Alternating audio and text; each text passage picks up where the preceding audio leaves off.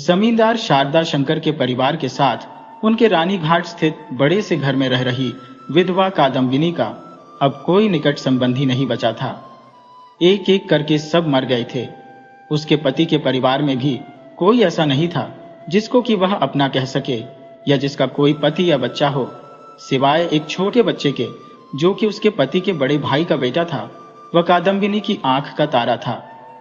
उस बच्चे की मां उसके जन्म के पश्चात बहुत बीमार पड़ गई थी, इसलिए उसका पालन पोषण उसकी काकी कादम्बिनी ने किया था।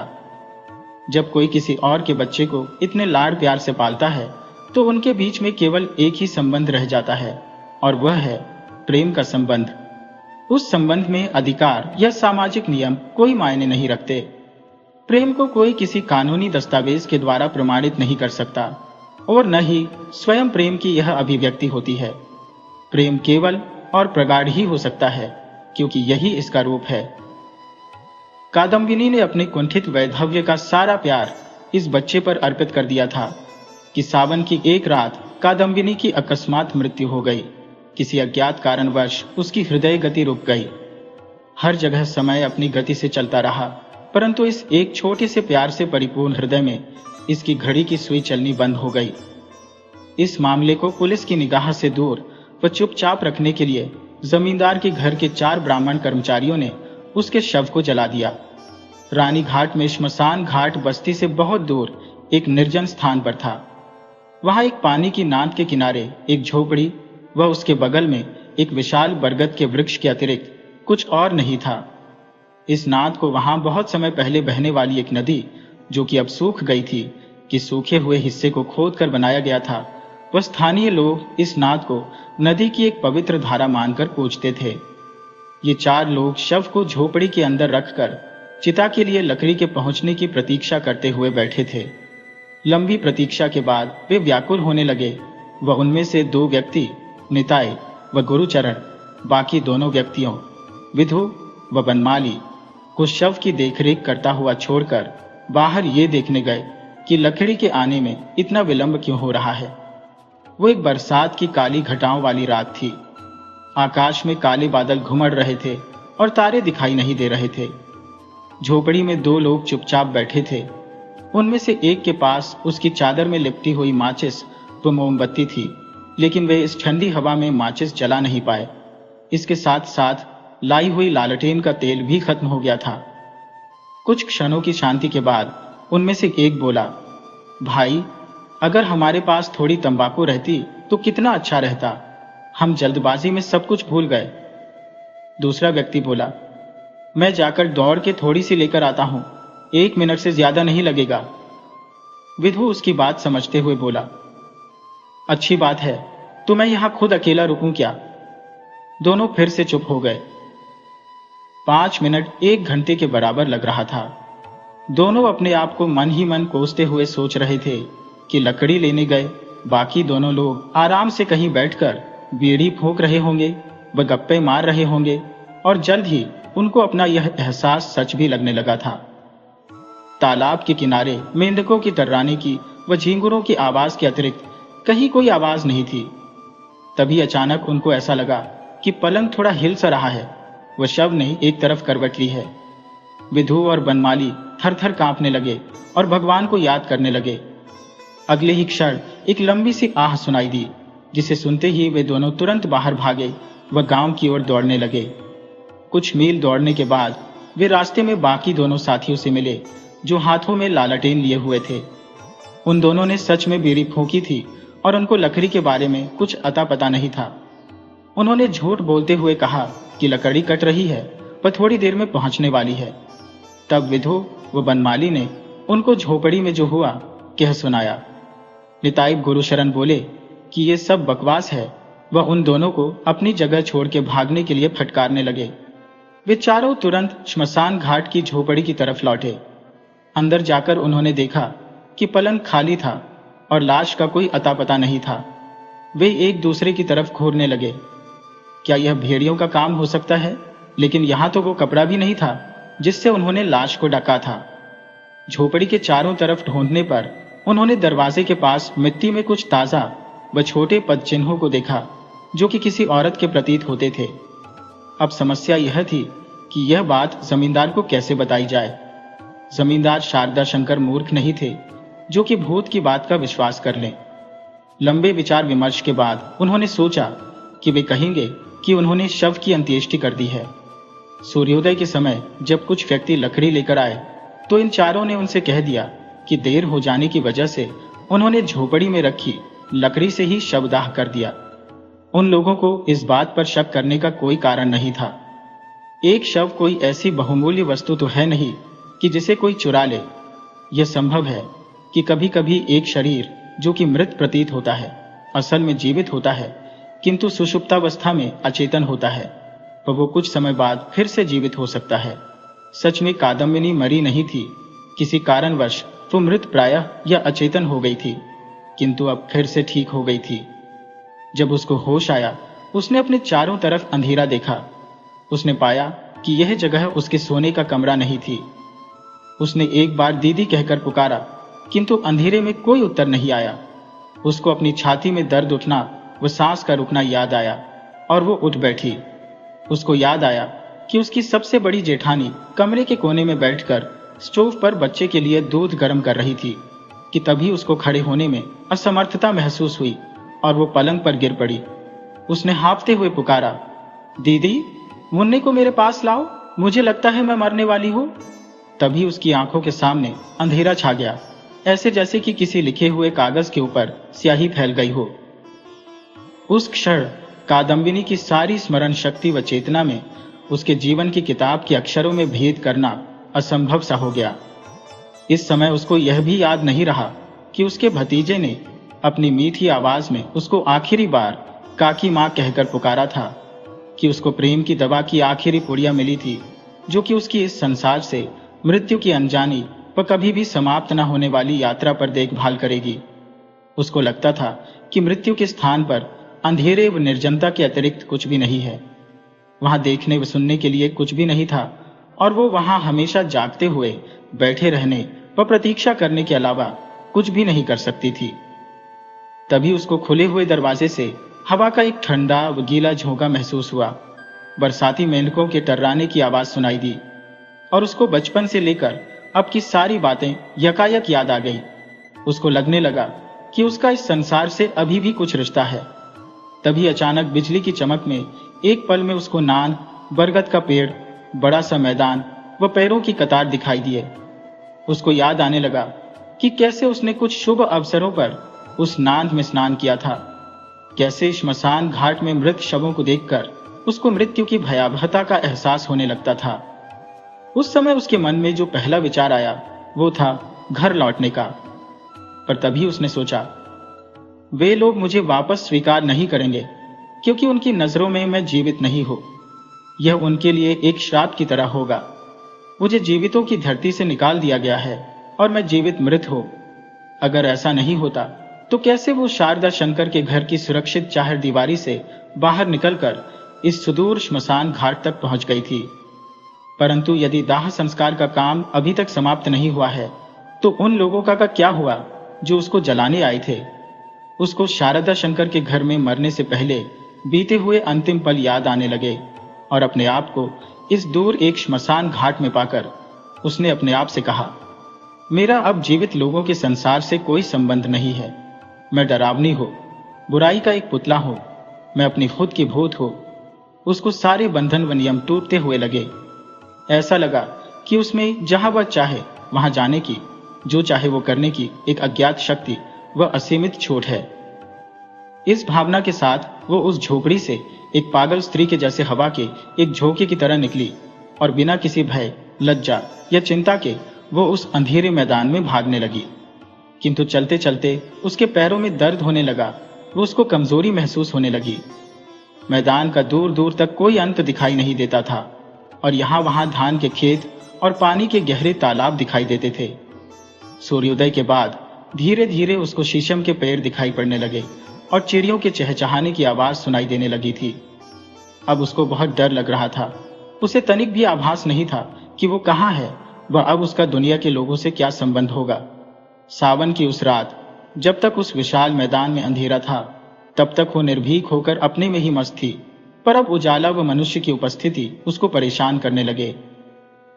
जैसे मनुष्यों को भूत प्रेतों से डर लगता है, वैसे ही भूत प्रेतों को भी मनुष्यों से डर लगता है। ये दोनों नदी के दो अलग अलग किनारों पर रहने वाली दो भिन्न प्रजातियां हैं।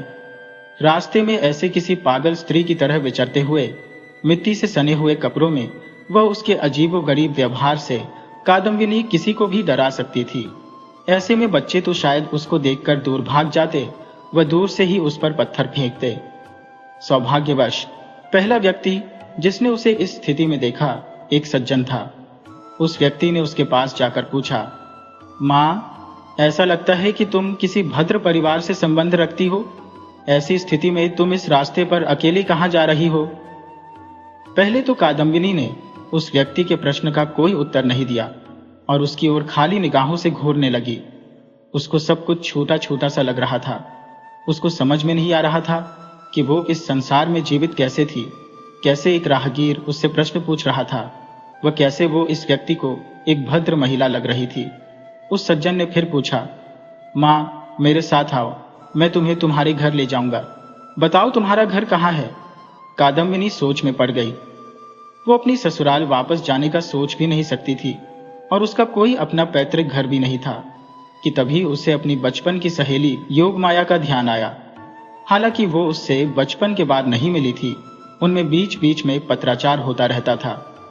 कभी कभी उनमें इस बात पर जरूर प्रतियोगिता होती थी कि उसमें से कौन एक दूसरे को ज्यादा प्यार करता है। कादम्बिनी का कहना था कि वो योगमाया से ज्यादा किसी चीज को प्यार नहीं करती थी और योगमाया का कहना था कि कादम्बिनी उसके प्यार को ठीक से समझ नहीं पाती थी। पर उन दोनों को यह मालूम था कि अगर दोबारा मौका मिला तो दोनों एक दूसरे का साथ नहीं छोड़ेंगी। मैं निशिंदपुर में श्रीपति चरण बाबू के घर जा रही हूँ, कादम्बिनी ने उस सज्जन से कहा। वो व्यक्ति कोलकाता जा रहा था।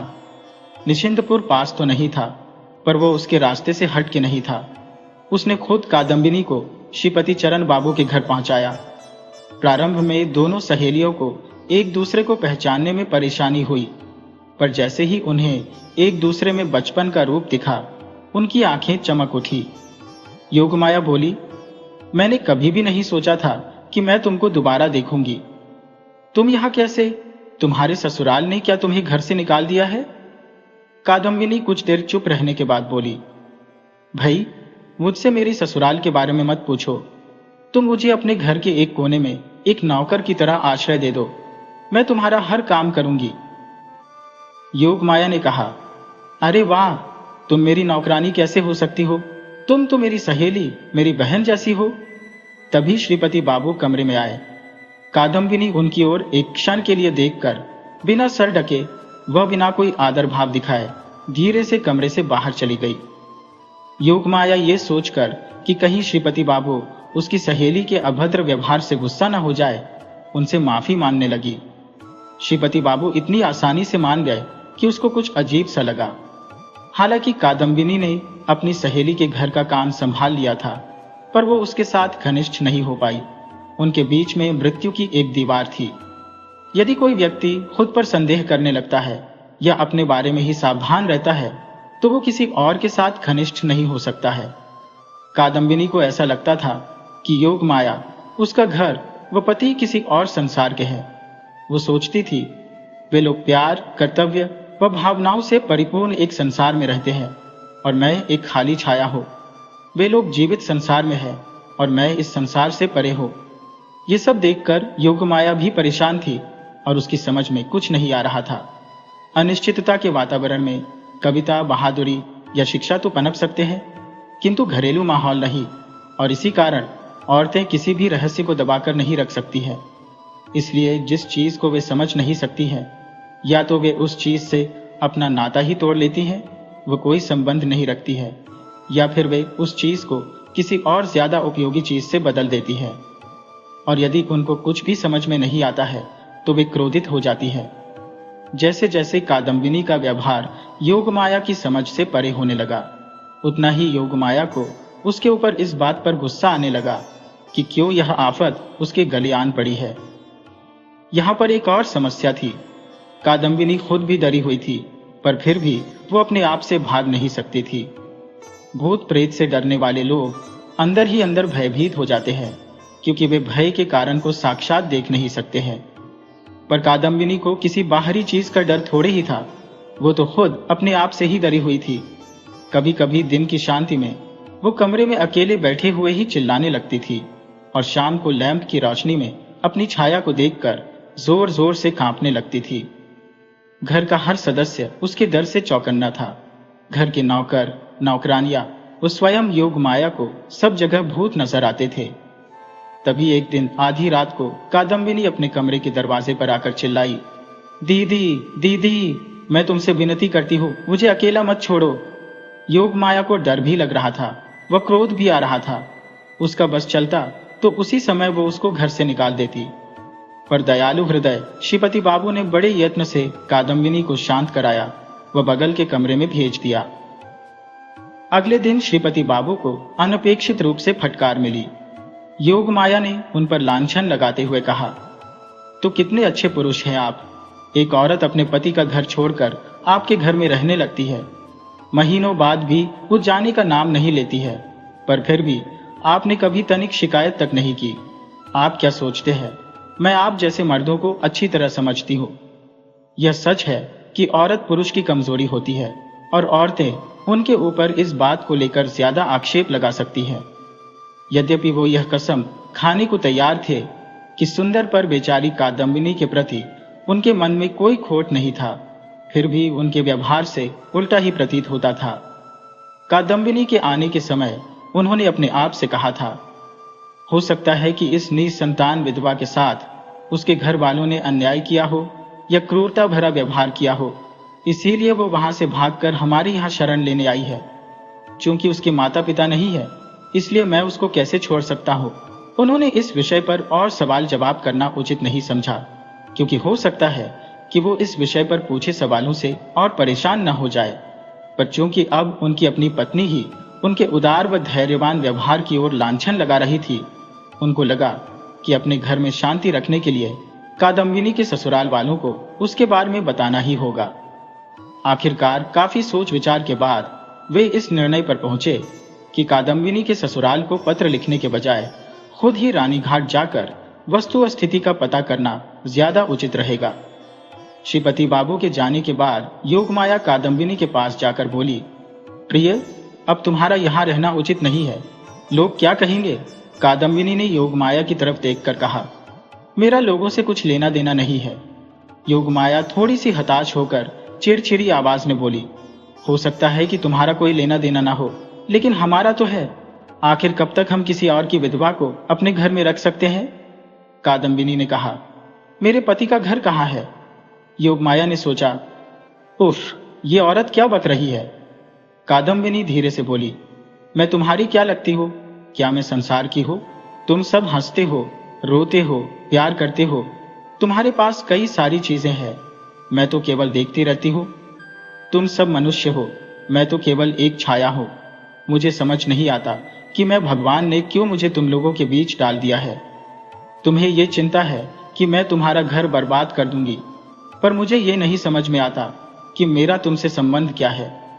पर जब भगवान ने मेरे लिए कोई जगह नहीं छोड़ी है, तो मैं तुम्हारे पास ही रहूंगी व तुम्हें परेशान करूंगी, फिर चाहे तुम मुझे मार ही क्यों न डालो।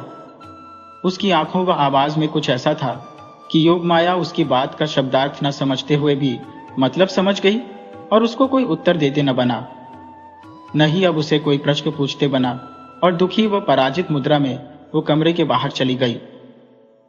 श्रीपति बाबू रानीघाट से रात के 10 बजे के करीब लौटे। भारी बरसात से सब कुछ धुला धुला सा लगता था। बरसात की आवाज से ऐसा लगता था ये कभी बंद नहीं होगी, रात का भी कोई अंत नहीं होगा। क्या हुआ, योगमाया ने पूछा। ये एक लंबी कहानी है, श्रीपति बाबू ने कहा, मैं तुम्हें बाद में बताऊंगा। उन्होंने अपने गीले कपड़े उतारकर खाना खाया व तंबाकू पीने के बाद सोने चले गए। वे कुछ सोच में डूबे हुए लग रहे थे। योगमाया ने अब तक तो अपनी जिज्ञासा को दबा के रखा था, पर बिस्तर पर पहुंचते ही उसने पूछा, क्या पता लगा, बताइए मुझे, तुमसे जरूर कोई गलती हुई है। श्रीपति बाबू ने कहा। योगमाया ये सुनकर थोड़ा सा नाराज हो गई। औरतें कभी गलतियां नहीं करती हैं, और अगर वो करती भी है तो आदमियों के लिए उसका जिक्र न करना ही उचित है। बात को ऐसे ही जाने देना चाहिए। योगमाया ने थोड़ा उग्र स्वर में पूछा। किस बात में? श्रीपति बाबू ने कहा, जिस औरत को तुमने घर में आश्रय दिया है वो तुम्हारी सहेली कादम्बिनी नहीं है? एक पति के मुंह से इस प्रकार की बात निकलना झगड़े की बात हो सकती है। तो तुम्हारा कहना यह है कि मैं अपनी ही सहेली को नहीं जानती? योगमाया बोली। क्या मुझे उसको पहचानने में तुम्हारा इंतजार करना पड़ेगा? अजीब बात है। श्रीपति बाबू बोले, ये बात नहीं है, मैं ये सबूत के आधार पर बोल रहा हूं। उन्हें इस बात के बारे में कोई संदेह नहीं था कि कादम्बिनी मर चुकी है। सुनिए, योगमाया बोली, आपको पूरी बात का पता नहीं है। आपने जो भी जहां से भी सुना है सही नहीं है। वैसे भी आपसे जाने को किसने कहा था? अगर आपने एक पत्र लिख दिया होता तो पूरी बात का खुलासा हो गया होता। अपनी पत्नी के अविश्वास को देखकर श्रीपति बाबू ने सारे सबूतों को पूरी तरह से समझाने का प्रयास किया, किंतु असफलता ही हाथ लगी। वे दोनों थोड़ी थोड़ी देर में बहस करने लगते थे, लेकिन दोनों ही इस बात पर सहमत हो गए कि कादम्बिनी को घर से तुरंत निकाल देना चाहिए, क्योंकि श्रीपति बाबू का यह विश्वास था कि उनकी अतिथि उन लोगों के साथ छल कर रही है, और योगमाया का यह मानना था कि वो अपने घर से भाग कर आई है। पर बहस के दौरान उनमें से कोई भी अपनी बात से हटने को तैयार न था। वे जोर जोर से बोलने लगे। इससे अनजान की कादम्बिनी बगल के कमरे में थी। एक आवाज आई, ये बहुत खराब बात है, जो भी हुआ मैंने अपने कानों से सुना था। दूसरी चिल्लाने की आवाज आई, मैं ये कैसे मान लूं, मैं उसको अपनी आंखों से पहचान सकती हूं। आखिरकार योगमाया बोली, ठीक है, ये बताइए कि कादम्बिनी कब मरी थी? वो सोच रही थी कि कादम्बिनी के लिखे हुए पत्रों की तारीखों से वो श्रीपति बाबू को गलत सिद्ध कर देगी, पर उसने पाया कि कादम्बिनी श्रीपति बाबू को बताई गई तारीख के ठीक एक दिन बाद उनके घर आई थी। योगमाया को अपना हृदय जोर से धड़कने हुआ लगने लगा। वह श्रीपति बाबू भी थोड़ा असहज महसूस कर रहे थे। तभी अचानक उनके कमरे का दरवाजा खुल गया। वह ठंडी हवा से उनके कमरे का लैंप बुझ गया। उनका कमरा ऊपर से नीचे तक बाहर के अंधेरे से भर गया। तभी कादम्बिनी उनके कमरे के अंदर आकर खड़ी हो गई। सुबह का करीब 2:30 बज रहा था और बाहर मूसलाधार बरसात हो रही थी। सखी, कादम्बिनी बोली, मैं तुम्हारी कादम्बिनी ही हूं, पर अब मैं जीवित नहीं हूं, मैं मृत हूं। यह सुनकर योगमाया डर के मारे चिल्ला पड़ी। वह श्रीपति बाबू की भी जबान बंद हो गई। पर यह बताओ कि मृत होने के अलावा मैंने तुम्हारा और कौन सा नुकसान किया है? यदि मेरे पास इस समय इस संसार में रहने के लिए कोई और जगह नहीं है तो मैं कहां जाऊं? और तभी वो ऐसे चीखी जैसे कि बरसात की इस रात में वो भगवान को नींद से जगाना चाहती हो। बताओ, कहां जाऊं मैं? ऐसा कहने के बाद दोनों पति पत्नी को भौचक्का छोड़कर कादम्बिनी या तो एक किए की खोज में या किसी और संसार की ओर चली गई। ये कहना मुश्किल है कि कादम्बिनी रानी घाट कैसे पहुंची। पहले तो वो अपने को किसी को दिखाए बिना एक दिन तक एक खंडहरनुमा मंदिर में बिना खाए पिए पड़ी रही। बरसात की इस शाम के समय जब अंधेरा जल्दी हो जाता है, वह गांव के लोग तूफान के डर से अपने घरों में चले गए। कादम्बिनी सड़क पर फिर से प्रकट हुई। जैसे जैसे उसकी ससुराल पास आने लगी, उसका दिल जोरों से धड़कने लगा, पर उसने सिर पर नौकरानियों की तरह लंबा सा घूंघट डाल लिया और दरबानों ने उसको अंदर जाने से नहीं रोका। बीच में बरसात और तेज हो गई थी और हवा प्रचंड वेग से बह रही थी। शारदा शंकर की पत्नी, जो कि घर की मालकिन थी, उसकी विधवा जेठानी के साथ ताश खेल रही थी और बुखार से पीड़ित छोटा बच्चा शयन कक्ष में सो रहा था। कादम्बिनी सबकी नजर बचाकर शयन कक्ष में पहुंची। ये कहना असंभव है कि वो ससुराल वापस क्यों आई थी। शायद उसको खुद इस बात का पता नहीं था, पर शायद वो बच्चे को दोबारा देखना चाहती थी। इसके बाद उसको नहीं पता था कि वो कहां जाएगी या उसका क्या हाल होगा। लैंप की रोशनी में उसने एक कमजोर और दुर्बल से छोटे से बच्चे को मुट्ठी बांध कर सोते हुए देखा। बच्चे को देखकर उसकी ममता की प्यास फिर से जाग उठी कि कैसे वो बच्चे को हर दुर्भाग्य या विपदा से बचाने के लिए उसको एक आखिरी बार अपनी छाती में भींच लेना चाहती थी। पर तभी उसने सोचा, जब मैं यहां नहीं रहूंगी तो इसकी देखभाल कौन करेगा? इसकी मां को तो सहेलियों का साथ, ताश खेलना, गप्पे मारना पसंद है। वो इसको मेरी देखरेख में लंबे समय के लिए भी छोड़कर खुश थी, जिससे कि उसको इसके पालन पोषण के बारे में कभी कोई चिंता नहीं करनी पड़ती थी। अब इसकी मेरे जैसी देखभाल कौन करेगा? तभी उस बच्चे ने करवट बदलते हुए कहा, आधी नींद में कहा, काकी माँ, मुझे थोड़ा पानी दो। उसने तुरंत उत्तर दिया, मेरे प्यारे बेटे, मेरे लाल, तुम अपनी काकी माँ को अभी तक नहीं भूले। वो घड़े से तुरंत पानी लेकर आई। वो उसको अपनी छाती से लगाकर पानी पिलाने लगी। जब तक वो बच्चा नींद में था, उसको अपनी काकी के हाथ से पानी पीने में जरा भी आश्चर्य नहीं हुआ, क्योंकि वह उसका आदी था। पर जैसे ही कादम्बिनी, जो कि अपनी ममता की प्यास को तृप्त कर रही थी, ने बच्चे को चूम कर दोबारा लेटाया, बच्चा नींद से जाग गया। वह उससे चिपक कर बोला, काकी माँ, क्या तुम मर गई थी? उसने कहा, हाँ मेरे बेटे, तो तुम वापस कैसे आई? तुम दोबारा तो नहीं मरोगी? जब तक कि वो कोई उत्तर दे, हंगामा मच गया, क्योंकि एक नौकरानी जो अपने हाथ में एक कटोरा लेकर आई थी, चिल्लाते हुए बेहोश होकर गिर पड़ी। उसकी चीख सुनकर शारदा शंकर की पत्नी ताश फेंक कर तुरंत दौड़ी दौड़ी आई। कादम्बिनी तो कमरे में खड़ी एकदम जड़ हो गई थी। वो भागने या कुछ बोलने में भी असमर्थ थी। ये सब देखकर बच्चा भी डर गया। उसने सिसकते हुए कहा, काकी माँ, आपको जाना चाहिए। कादम्बिनी को आज पहली बार लगा कि वो मरी नहीं थी। ये पुराना घर, घर की हर चीज, बच्चा, उसका प्यार, ये सब कुछ ही तो उसके लिए समान रूप से जीवित थे, और उन सब के कादम्बिनी के बीच अब कोई फासला न था। जब तक वो अपनी सहेली के घर में रही, वो अपने को मृत महसूस करती रही। ऐसा लगता रहा जैसे कि वो औरत जिसे उसकी सहेली जानती थी मर चुकी थी। पर अब उसने अपने भतीजे के कमरे में महसूस किया कि उसकी काकी माँ कभी मरी ही नहीं थी। दीदी, वो टूटे से स्वर में बोली, आप मुझसे डर क्यों रही है? देखिए, मैं जैसी थी वैसी ही हो। उसकी जेठानी अपने को संभाल न सकी और गिर पड़ी। अपनी बहन से यह समाचार पाकर शारदा शंकर बाबू खुद अंदर गए। वो हाथ जोड़कर गिड़गिड़ाते हुए बोले, भाभी, आपका यह करना उचित नहीं है। सतीश हमारे परिवार का इकलौता बच्चा है, आप उसको नजर क्यों लगा रही है? क्या हम आपके लिए अजनबी है? जब से आप गई है, वो प्रतिदिन कमजोर होता चला गया, लगातार बीमार रहा और रात दिन काकी माँ पुकारता रहा है। पर अब जब आपने इस संसार से विदा ले ली है, तो कृपया उससे अपने को मत जोड़िए। कृपया चली जाइए, हम आपकी अंत्येष्टि उचित रीतियों से कर देंगे। कादम्बिनी और न सह सकी। वो चीख कर बोली, मैं मरी नहीं थी, मैं मरी नहीं थी, मैं बोलती हूँ। मैं आपको कैसे समझाऊं कि मैं मरी नहीं थी? क्या आप देख नहीं सकते कि मैं जीवित हूं?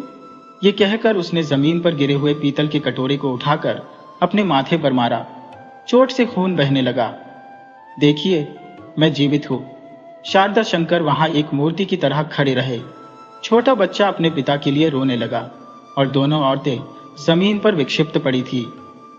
कादम्बिनी रोते हुए, वह मैं मरी नहीं थी, मैं मरी नहीं थी, कहते हुए कमरे से भागी और उसने सीढ़ियों से उतरकर घर के अंदर एक पानी की नांद में डुबकी लगा दी।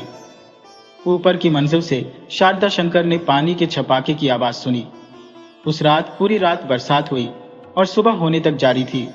यहां तक कि दोपहर को भी कोई राहत नहीं मिली। कादम्बिनी ने मरकर यह सिद्ध कर दिया कि वो मरी नहीं थी।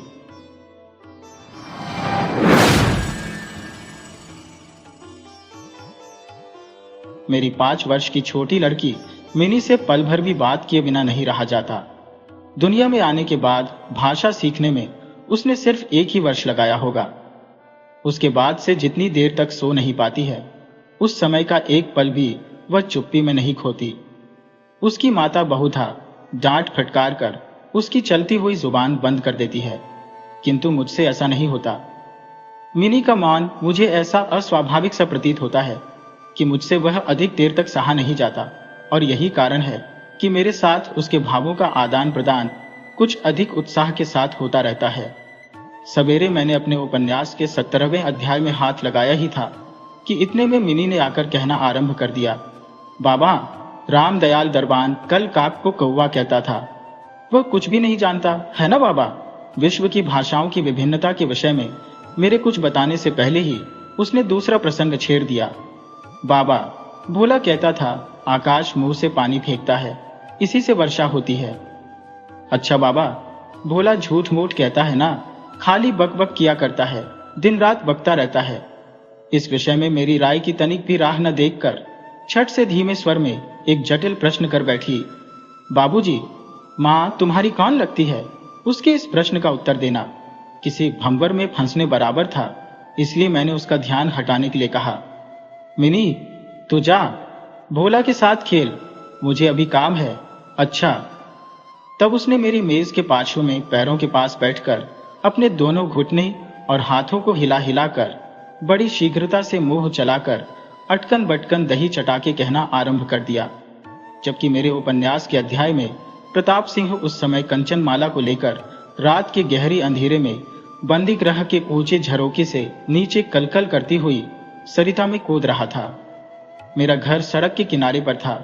सहसा मिनी अपने अटकन बटकन को छोड़कर कमरे की खिड़की के पास दौड़ गई और जोर जोर से चिल्लाने लगी, काबुली वाला, ओ काबुली वाला। मैले कुचैले ढीले कपड़े पहने, सिर पर साफा बांधे, कंधे पर सूखे फलों की मैली झोली लटकाए, हाथ में अंगूरों की कुछ पिटारियां लिए एक लंबा तगड़ा सा काबुली धीमी सी चाल से सड़क पर जा रहा था। उसे देखकर मेरी छोटी बेटी के हृदय में कैसे भाव उदय हुए यह बताना असंभव है। उसने जोरों से पुकारना शुरू किया। मैंने सोचा, अभी झोली कंधे पर डाले, सर पर एक मुसीबत आ खड़ी होगी और मेरा 70वां अध्याय आज अधूरा रह जाएगा। किंतु मिनी के चिल्लाने पर जो ही काबुली ने हंसते हुए उसकी ओर मुंह फेरा और घर की ओर बढ़ने लगा, त्यों ही मिनी भय खाकर भीतर भाग गई। फिर उसका पता ही नहीं लगा कि कहां छिप गई। उसके छोटे से मन में वह अंधविश्वास बैठ गया था कि उस मैली कुचैली झोली के अंदर ढूंढने पर उस जैसी और भी जीती जागती बच्चियां निकल सकती है। इधर काबुली ने आकर मुस्कुराते हुए मुझे सलाम किया। मैंने सोचा, वास्तव में प्रताप सिंह और कंचनमाला की दशा अत्यंत संकटापन्न है, फिर भी घर में बुलाकर इससे कुछ न खरीदना अच्छा न होगा। कुछ सौदा खरीदा गया। उसके बाद मैं उससे इधर उधर की बातें करने लगा। खुद रहमत, रूस, अंग्रेज, सीमांत रक्षा के बारे में गपशप होने लगी। आखिर में उठकर जाते हुए उसने अपनी मिलीजुली भाषा में पूछा, बाबूजी, आपकी बच्ची कहाँ गई? मैंने मिनी के मन से व्यर्थ का भय दूर करने के लिए उसे भीतर से बुलवा लिया। वह मुझसे बिल्कुल सटकर काबुली के मुख और झोली की ओर संदेह से देखती खड़ी रही। काबुली ने झोली में से किशमिश और खुबानी निकालकर देना चाहा, पर उसने नहीं लिया और दुगुने संदेह के साथ मेरे घुटनों से लिपट गई।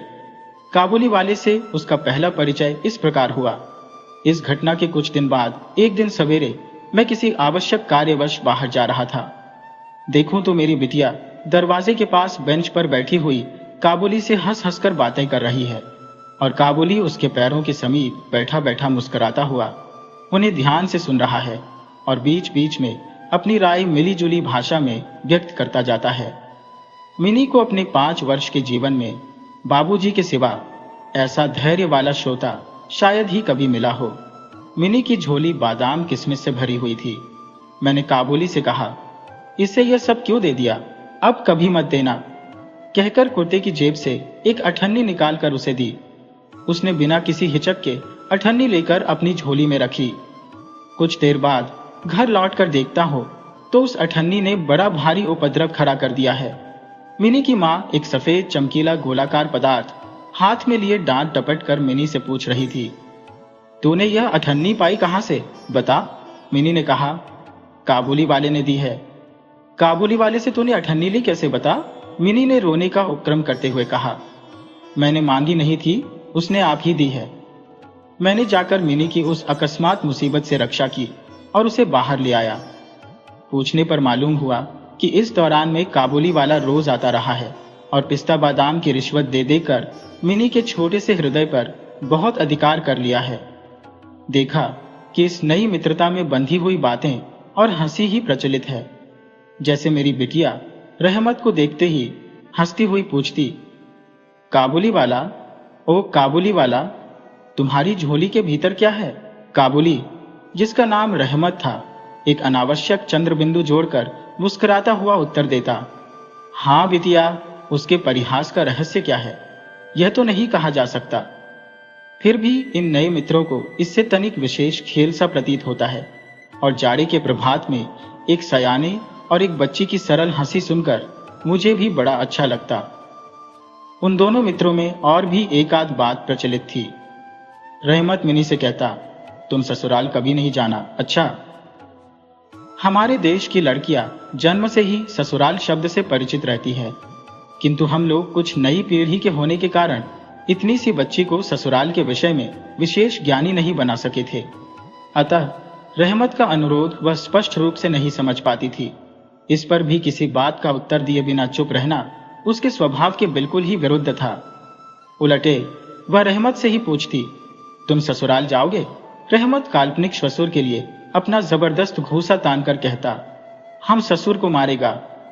सुनकर मिनी ससुर नामक किसी अनजाने जीव की दुर्वस्था की कल्पना करके खूब हंसती। देखते देखते जाड़े की सुहावनी ऋतु आ गई। पूर्व युग में इसी समय राजा लोग दिग्विजय के लिए कूच करते थे।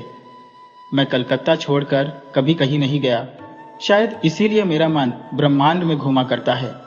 यानी मैं अपने घर में ही चिर प्रवासी हूँ। बाहरी ब्रह्मांड के लिए मेरा मन सर्वदा आतुर रहता है।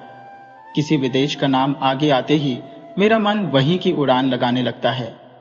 इसी प्रकार किसी विदेशी को देखते ही तत्काल मेरा मन सरिता पर्वत बिहड़ वन के बीच में एक कुटीर का दृश्य देखने लगता है और एक उल्लासपूर्ण स्वतंत्र जीवन यात्रा की बात कल्पना में जाग उठती है। इधर देखा तो मैं ऐसी प्रकृति का प्राणी हूँ जिसका अपना घर छोड़कर बाहर निकलने में सिर कटता है। यही कारण है कि सवेरे के समय अपने छोटे से कमरे में मेज के सामने बैठकर उस काबुली से गपशप लड़ाकर बहुत कुछ भ्रमण का काम निकाल लिया करता हो। मेरे सामने काबुल का पूरा चित्र खिंच जाता। दोनों ओर ऊबड़ खाबड़ लाल लाल ऊंचे दुर्गम पर्वत है और रेगिस्तानी मार्ग, उन पर लदे हुए ऊंटों की कतार जा रही है। ऊंचे ऊंचे साफे बांधे हुए सौदागर और यात्री कुछ ऊंट की सवारी पर है तो कुछ पैदल ही जा रही है। किन्हीं के हाथों में बर्छा है तो कोई बाबा आदम के जमाने की पुरानी बंदूक थामे हुए है। बादलों की भयानक गर्जन के स्वर में काबुली लोग अपने मिलीजुली भाषा में अपने देश की बातें कर रहे हैं। मिनी की मां बड़ी वहमी तबीयत की है। राह में किसी प्रकार का शोरगुल हुआ नहीं कि उसने समझ लिया कि संसार भर के सारे मस्त शराबी हमारे ही घर की ओर दौड़े आ रहे हैं। उसके विचारों में यह दुनिया इस छोर से उस छोर तक चोर डकैत, मस्त, शराबी, सांप, बाघ, रोगों, मलेरिया, तिलचट्टे और अंग्रेजों से भरी पड़ी है। इतने दिन हुए इस दुनिया में रहते हुए भी उसके मन का यह रोग दूर नहीं हुआ। रहमत काबुली की ओर से भी वह पूरी तरह निश्चिंत नहीं थी। उस पर विशेष नजर रखने के लिए उससे बार बार अनुरोध करती रहती। जब मैं उसके शक को परिहास के आवरण से ढकना चाहता तो मुझसे एक साथ कई प्रश्न पूछ बैठती। क्या कभी किसी का लड़का नहीं चुराया गया? क्या काबुल में गुलाम नहीं बिकते? क्या एक लंबे तगड़े काबुली के लिए एक छोटे बच्चे का उठा ले जाना असंभव है? इत्यादि। मुझे मानना पड़ता कि यह बात बिल्कुल असंभव भी नहीं है। भरोसा करने की शक्ति सब में समान नहीं होती। अतः मिनी की मां के मन में भय ही रह गया, लेकिन केवल इसीलिए बिना किसी दोष के रहमत को अपने घर में आने से मना न कर सका। हर वर्ष रहमत माघ मास में लगभग अपने देश लौट जाता है। इस समय वह अपने व्यापारियों से रुपया पैसा वसूल करने में तल्लीन रहता है। उसे घर घर, दुकान दुकान घूमना पड़ता है। फिर भी मिनी से उसकी भेंट एक बार अवश्य हो जाती है। देखने में तो ऐसा प्रतीत होता है कि दोनों के मध्य किसी षड्यंत्र का श्री गणेश हो रहा है। जिस दिन वह सवेरे नहीं आ पाता, उस दिन देखूं तो वह संध्या को हाजिर है। अंधेरे में घर के कोने में उस ढीले ढाले जामा पाजामा पहने झोली वाले लंबे तगड़े आदमी को देखकर सचमुच ही मन में अचानक भय सा पैदा हो जाता है। लेकिन जब देखता हो कि मिनियो काबुली वाला पुकारती हुई हंसती हंसती दौड़ी आती है और दो भिन्न भिन्न आयु के असम मित्रों में वही पुराना हास परिहास चलने लगता है, तब मेरा सारा हृदय खुशी से नाच उठता है। एक दिन सवेरे मैं अपने छोटे कमरे में बैठा हुआ नई पुस्तक के प्रूफ देख रहा था। जाड़ा विदा होने से पूर्व आज 2-3 दिन खूब जोरों से अपना प्रकोप दिखा रहा है। जिधर देखो उधर उस जाड़े की ही चर्चा है। ऐसे जाड़े पाले में खिड़की में से सवेरे की धूप मेज के नीचे मेरे पैरों पर आ पड़ी। उसकी गर्मी मुझे अच्छी प्रतीत होने लगी। लगभग 8 बजे का समय होगा। सिर से मफलर लपेटे उषा चरण सवेरे की सैर करके घर की ओर लौट रहे थे। ठीक इस समय राह में एक बड़े जोर का शोर सुनाई दिया। देखूं तो अपने उस रहमत को 2 सिपाही बांधे लिए जा रहे हैं। उनके पीछे बहुत से तमाशाई बच्चों का झुंड चला आ रहा है। रहमत के ढीले ढाले कुर्ते पर खून के दाग है और एक सिपाही के हाथ में खून से लथपथ छुरा। मैंने द्वार से बाहर निकलकर सिपाही को रोक लिया। पूछा, क्या बात है? कुछ सिपाही से और कुछ रहमत से सुना कि हमारे एक पड़ोसी ने रहमत से रामपुरी चादर खरीदी थी। उसके कुछ रुपए उसकी ओर बाकी थे, जिन्हें देने से उसने साफ इनकार कर दिया। बस इसी पर दोनों में बात बढ़ गई और रहमत ने छुरा निकालकर घोंप दिया। रहमत उस झूठे बेईमान आदमी के लिए भिन्न भिन्न प्रकार के अपशब्द सुना रहा था। इतने में काबुली वाला, ओ काबुली वाला, पुकारती हुई मिनी घर से निकल आई। रहमत का चेहरा क्षण भर में कौतुक हास्य से चमक उठा। उसके कंधे पर आज झोली नहीं थी, अतः झोली के बारे में दोनों मित्रों की अभ्यस्त आलोचना न चल सकी। मिनी ने आते ही पूछा, तुम ससुराल जाओगे? रहमत ने प्रफुल्लित मन से कहा, हाँ, वही तो जा रहा हो। रहमत तार गया कि उसका यह जवाब मिनी के चेहरे पर हंसी न ला सकेगा और तब उसने हाथ दिखाकर कहा, ससुर को मारता, पर क्या करूं, हाथ बंधे हुए हैं। चुरा चलाने के जुर्म में रहमत को कई वर्ष का कारावास मिला। रहमत का ध्यान धीरे धीरे मन से बिल्कुल उतर गया। हम लोग अब अपने घर में बैठकर सदा के अभ्यस्त होने के कारण नित्य के काम धंधों में उलझे हुए दिन बिता रहे थे। तभी एक स्वाधीन पर्वतों पर घूमने वाला आदमी कारागार की प्राचीरों के अंदर कैसे वर्ष पर वर्ष काट रहा होगा, ये बात हमारे मन में कभी उठी ही नहीं। और चंचल मिनी का आचरण तो और भी लज्जाप्रद था। ये बात उसके पिता को भी माननी पड़ेगी। उसने सहज ही अपने पुराने मित्र को भूलकर पहले तो नब्बी सईस के साथ मित्रता जोड़ी, फिर क्रमशः जैसे जैसे उसकी वयोवृद्धि होने लगी वैसे वैसे सखा के बदले एक के बाद एक उसकी सखियां जुटने लगी। और तो क्या, अब वह अपने बाबा के लिखने के कमरे में भी दिखाई नहीं देती। मेरा तो एक तरह से उसके साथ नाता ही टूट गया है। कितने ही वर्ष बीत गए। वर्षों बाद आज फिर शरद ऋतु आई है। मिनी की सगाई की बात पक्की हो गई। पूजा की छुट्टियों में उसका विवाह हो जाएगा। कैलाश वासिनी के साथ साथ अब की बार हमारे घर की आनंदमयी मिनी भी माँ बाप के घर में अंधेरा करके ससुराल चली जाएगी। सवेरे सूर्यदेव बड़ी सज धज के साथ निकले। वर्षों के बाद शरद ऋतु की यह नई धवल धूप सोने में सुहागे का काम दे रही है। कलकत्ता की संकरी गलियों से परस्पर सटे हुए पुराने टूटे फूटे घरों के ऊपर भी इस धूप की आभा ने एक प्रकार का अनोखा सौंदर्य बिखेर दिया है। हमारे घर पर सूर्यदेव के आगमन से पूर्व ही शहनाई बज रही है। मुझे ऐसा प्रतीत हो रहा है कि जैसे यह मेरे हृदय की धड़कनों में से रो रो कर बज रही हो। उसकी करुण भैरवी रागिनी मानो मेरी विच्छेद पीड़ा को जाड़े की धूप के साथ सारे ब्रह्मांड में फैला रही है। मेरी मिनी का आज विवाह है। सवेरे से घर बवंडर बना हुआ है। हर समय आने जाने वालों का तांता बंधा हुआ है। आंगन में बांसों का मंडप बनाया जा रहा है। हर एक कमरे और बरामदे में झाड़ फानूस लटकाए जा रहे हैं और उनकी टकटक की आवाज मेरे कमरे में आ रही है। चलो रे, जल्दी करो, इधर आओ की तो कोई गिनती ही नहीं है। मैं अपने लिखने पढ़ने के कमरे में बैठा हुआ हिसाब लिख रहा था। इतने में रहमत आया और अभिवादन करके खड़ा हो गया। पहले तो मैं उसे पहचान न सका। उसके पास न तो झोली थी और न पहले जैसे लंबे लंबे बाल और न चेहरे पर पहले जैसी दिव्य ज्योति ही थी। अंत में उसकी मुस्कान देखकर पहचान सका कि वह रहमत है। मैंने पूछा, क्यों रहमत, कब आए? उसने कहा, कल शाम को जेल से छूटा हूं। सुनते ही उसके शब्द मेरे कानों में खट से बज उठे। किसी खूनी को मैंने कभी आंखों से नहीं देखा था। उसे देखकर मेरा सारा मन एकाएक सिकुड़ सा गया। मेरी यही इच्छा होने लगी कि आज के इस शुभ दिन में वह इंसान यहां से टल जाए तो अच्छा हो। मैंने उससे कहा, आज हमारे घर में कुछ आवश्यक काम है, सो आज मैं उसमें लगा हुआ हूं। आज तुम जाओ, फिर आना। मेरी बात सुनकर वह उसी क्षण जाने को तैयार हो गया, पर दरवाजे के पास आकर कुछ इधर उधर देखकर बोला, क्या बच्ची को तनिक नहीं देख सकता? शायद उसे यही विश्वास था कि मिनी अब तक वैसी ही बच्ची बनी है। उसने सोचा हो कि मिनी अब भी पहले की तरह काबुली वाला ओ काबुली वाला पुकारती हुई दौड़ी चली आएगी।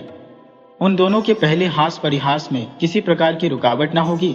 यहाँ तक कि पहले की मित्रता की याद करके वह एक पेटी अंगूर और एक कागज के दोने में थोड़ी सी किशमिश और बादाम शायद अपने देश के किसी आदमी से मांग तान कर लेता आया था। उसकी पहले की मैली कुचैली झोली आज उसके पास न थी। मैंने कहा, आज घर में बहुत काम है, सो किसी से भेंट न हो सकेगी। मेरा उत्तर सुनकर वह कुछ उदास सा हो गया। उसी मुद्रा में उसने एक बार मेरे मुख की ओर स्थिर दृष्टि से देखा, फिर अभिवादन करके दरवाजे के बाहर निकल गया। मेरे हृदय में जाने कैसी एक वेदना सी उठी। मैं सोच ही रहा था कि उसे बुलाऊं, इतने में देखा तो वह स्वयं ही आ रहा है। वह पास आकर बोला, ये अंगूर और कुछ किशमिश बादाम बच्ची के लिए लाया था, उसको दे दीजिएगा। मैंने उसके हाथ से सामान लेकर पैसे देने चाहे, लेकिन उसने मेरे हाथ को थामते हुए कहा, आपकी बहुत मेहरबानी है बाबू साहब, हमेशा याद रहेगी, ऐसा रहने दीजिए। तनिक रुक कर फिर बोला, बाबू साहब, आपकी जैसी मेरी भी देश में एक बच्ची है। मैं उसकी याद कर कर आपकी बच्ची के लिए थोड़ी सी मेवा हाथ में ले आया करता हूं। मैं ये सौदा बेचने नहीं आता। कहते हुए उसने ढीले ढाले कुर्ते के अंदर हाथ डालकर छाती के पास से एक मैला कुचैला मुड़ा हुआ कागज का टुकड़ा निकाला और बड़े जतन से उसकी चारों तह खोलकर दोनों हाथों से उसे फैलाकर मेरी मेज पर रख दिया। देखा कि कागज के उस टुकड़े पर एक नन्ही से हाथ के छोटे से पंजे की छाप है। फोटो नहीं, तेल चित्र नहीं, हाथ में थोड़ी सी कालिख लगाकर कागज के ऊपर उसी का निशान ले लिया गया है। अपनी बेटी के इस स्मृति पत्र को छाती से लगाकर रहमत हर वर्ष कलकत्ता की गली कूचों में सौदा बेचने के लिए आता है, और तब वह कालिक चित्र मानो उसकी बच्ची के हाथ का कोमल स्पर्श उसके बिछड़े हुए विशाल हृदय में अमृत उड़ेलता रहता है। देखकर मेरी आंखें भर आई और फिर मैं इस बात को बिल्कुल ही भूल गया कि वह एक मामूली काबुली मेवा वाला है, मैं एक उच्च वंश का रईस हूं। तब मुझे ऐसा लगने लगा कि जो वह है वही मैं हूं। वह भी एक पिता है और मैं भी। उसकी पर्वतवासिनी छोटी बच्ची की निशानी मेरी ही मिनी की याद दिलाती है। मैंने तत्काल ही मिनी को बाहर बुलवाया। हालांकि इस पर अंदर घर में आपत्ति की गई, पर मैंने उस पर कुछ भी ध्यान नहीं दिया। विवाह के वस्त्रों और अलंकारों में लिपटी हुई बेचारी मिनी मारे लज्जा के सिकुड़ी हुई सी मेरे पास आकर खड़ी हो गई। उस अवस्था में देखकर रहमत काबुल पहले तो सकपका गया, उससे पहले जैसी बातचीत न करते बना। बाद में हंसते हुए बोला, लल्ली, सास के घर जा रही है क्या? मिनी अब सास का अर्थ समझने लगी थी, अतः अब उसे पहले की तरह उत्तर देते न बना। रहमत की बात सुनकर मारे लज्जा के उसके कपोल लाल हो उठे। उसने मुंह को फेर लिया। मुझे उस दिन की याद आई जब रहमत के साथ मिनी का प्रथम परिचय हुआ था। मन में एक पीड़ा की लहर दौड़ गई। मिनी के चले जाने के बाद एक गहरी सांस लेकर रहमत फर्श पर बैठ गया। शायद उसकी समझ में यह बात एकाएक साफ हो गई कि उसकी बेटी भी इतने दिनों में बड़ी हो गई होगी और उसके साथ भी उसे अब फिर से नई जान पहचान करनी पड़ेगी। संभवतः वह उसे पहले जैसी नहीं पाएगा। इन 8 वर्षों में उसका क्या हुआ होगा कौन जाने। सवेरे के समय शरद की स्निग्ध सूर्य किरणों में शहनाई बजने लगी और रहमत कलकत्ता की एक गली के भीतर बैठा हुआ अफगानिस्तान के मेरू पर्वत का दृश्य देखने लगा। मैंने एक नोट निकालकर उसके हाथ में दिया और कहा, रहमत, तुम देश चले जाओ अपनी बेटी के पास। तुम दोनों के मिलन सुख से मेरी मिनी सुख पाएगी। रहमत को रुपए देने के बाद विवाह के हिसाब में से मुझे उत्सव समारोह के 2-1 अंग छांट कर काट देने पड़े। जैसी मन में थी वैसी रोशनी नहीं करा सका। अंग्रेजी बाजा भी नहीं आया। घर में औरतें बड़ी बिगड़ने लगी। सब कुछ हुआ, फिर भी मेरा विचार है कि आज एक अपूर्व ज्योत्सना से हमारा शुभ समारोह उज्जवल हो उठा।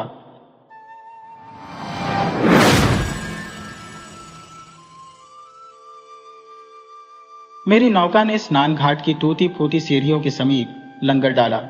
सूर्यास्त हो चुका था। नाविक नौका के तख्ते पर ही मगरिब सूर्यास्त की नमाज अदा करने लगा।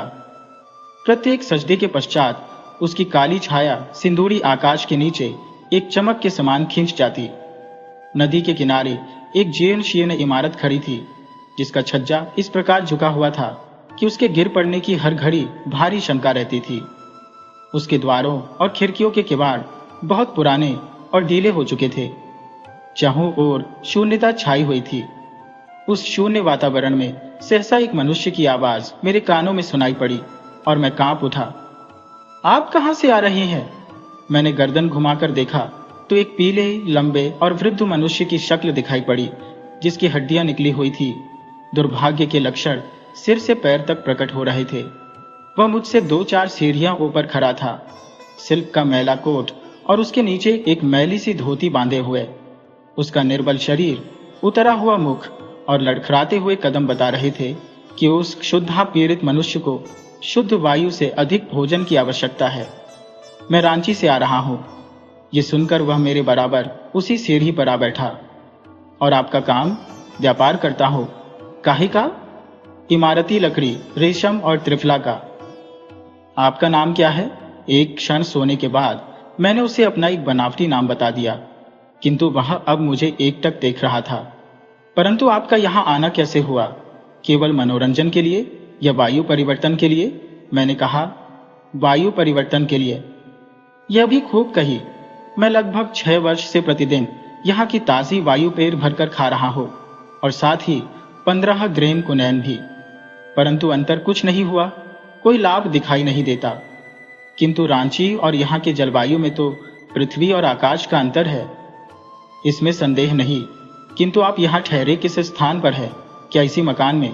संभवतः उस व्यक्ति को संदेह हो गया था कि मुझे उसके किसी गड़े हुए धन का कहीं से सुराग मिल गया है और मैं उस स्थान पर ठहरने के लिए नहीं, बल्कि उसके गड़े हुए धन पर अपना अधिकार जमाने आया हूं। मकान की भलाई बुराई के संबंध में एक शब्द तक कहे बिना उसने अपने उस मकान के स्वामी की 15 साल पूर्व की एक कथा सुनानी आरंभ कर दी। उसकी गंजी खोपड़ी में गहरी और चमकदार काली आंखें मुझे कॉलरिज के पुराने नाविक का स्मरण करा रही थी। वह एक स्थानीय स्कूल में अध्यापक था। नाविक ने समाज से निवृत्त होकर रोटी बनानी आरंभ कर दी। सूर्यास्त होने के समय आकाश के सिंदूरी रंग पर अधिकार जमाने वाली अंधेरी में वह खंडहर भवन एक विचित्र सा भयावह दृश्य प्रदर्शित कर रहा था। मेरे पास सीढ़ी पर बैठे हुए उस दुबले और लंबे स्कूल मास्टर ने कहा, मेरे इस गांव में आने से लगभग 10 साल पूर्व एक व्यक्ति फणिभूषण सहाय इस मकान में रहता था। उसका चाचा दुर्गा मोहन बिना अपने किसी उत्तराधिकारी के मर गया, जिसकी संपूर्ण संपत्ति और विस्तृत व्यापार का अकेला वही अधिकारी था। पाश्चात्य शिक्षा और नई सभ्यता का भूत फणिभूषण पर सवार था। कॉलेज में कई वर्षों तक शिक्षा प्राप्त कर चुका था। वह अंग्रेजों की भांति कोठी में जूता पहने फिरा करता था। ये कहने की आवश्यकता नहीं कि ये लोग उनके साथ कोई व्यापारिक रियायत देने के रवादार न थे। वे भली भांति जानते थे कि फणिभूषण आखिर को नए बंगाल की वायु में सांस ले रहा है। इसके अतिरिक्त एक और बला उसके सिर पर सवार थी, अर्थात उसकी पत्नी परम सुंदरी थी। ये सुंदर बला और पाश्चात्य शिक्षा दोनों उसके पीछे ऐसी पड़ी थी कि तौबा भली, हर्ष सीमा से बाहर। तनिक शरीर गर्म हुआ और झट सरकारी डॉक्टर खटखट करते आ पहुंचे। विवाह संभवतः आपका भी हो चुका है। आपको भी वास्तव में यह अनुभव हो गया है कि स्त्री कठोर स्वभाव वाले पति को सर्वदा पसंद करती है। वह अभागा व्यक्ति जो अपनी पत्नी के प्रेम से वंचित हो, यह न समझ बैठे कि वह इस संपत्ति से माला माल नहीं, यह सौंदर्य से वंचित है। विश्वास कीजिए, वह अपनी सीमा से अधिक कोमल प्रकृति और प्रेम के कारण इसी दुर्भाग्य में फंसा हुआ है।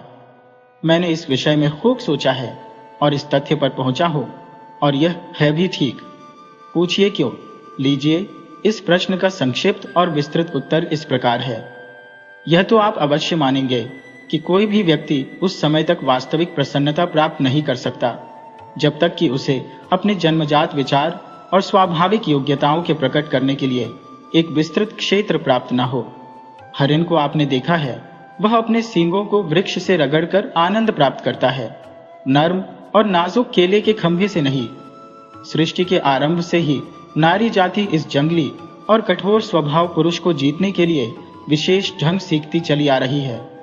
यदि उसे पहले ही से आज्ञाकारी पति मिल जाए तो उसके वे आकर्षक हथकंडे जो उसको मान और दादियों से बपौती रूप में मिले हैं और लंबे समय से निरंतर चलते रहने के कारण सीमा से अधिक सत्य भी सिद्ध हुए हैं। न केवल बेकार रह जाते हैं, बल्कि स्त्री को भार स्वरूप मालूम होने लगते हैं। स्त्री अपने आकर्षक सौंदर्य के बल पर पुरुष का प्रेम और उसकी आज्ञाकारिता प्राप्त करना चाहती है, किंतु जो पति स्वयं ही उनके सौंदर्य के सामने झुक जाए वो वास्तव में दुर्भाग्यशाली होता है, और उससे अधिक उसकी पत्नी। वर्तमान सभ्यता ने ईश्वर प्रदत्त उपहार अर्थात पुरुष की सुंदर कठोरता उसे छीन ली है। पुरुष ने अपनी निर्बलता से स्त्री के दाम्पत्य बंधन को बड़ी सीमा तक ढीला कर दिया है। मेरी इस कहानी का अभागा फणिभूषण भी इस नवीन सभ्यता की छलना से छला हुआ था, और यही कारण था कि न वह अपने व्यापार में सफल था और न गृहस्थ जीवन से संतुष्ट। यदि एक ओर वह अपने व्यापार में लाभ से बेखबर था, तो दूसरी ओर अपनी पत्नी के पतित्व अधिकार से वंचित। फणिभूषण की पत्नी मणिमल्लिका को प्रेम और विलास सामग्री बेमांगी मिली थी।